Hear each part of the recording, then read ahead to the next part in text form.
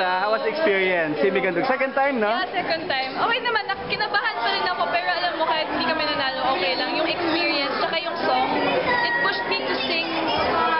Hindi ko na in-expect na kinaya kong kanta itong song na to actually. It's very challenging. At this is yung comeback ng tandem niyo ni Mart, ni Mar. At least I got a chance to experience this all over again, na sobrang thankful ako.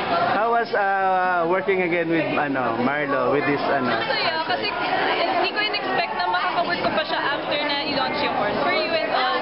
So, it's different sharing the stage with someone you're really close to, tapos magduduet kayo. Iba yung feeling, masaya. Sabi nga daw ni Marlo, kahit hindi na kayo nagkakaroon ng project, you still communicate, you still ano yung meron sa inyo pa rin together that you're still going on with your Actually, hindi talaga mawawala sa amin yung friendship talaga. Na yung na-form na namin, feeling ko forever na kami magiging friends talaga.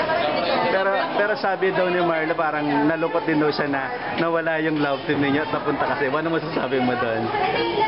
Wala akong masasabi. Masasabi ko lang, hindi ko pababayaan yung friendship namin. What's important naman is yung na-form na relationship, yung upcoming friendship.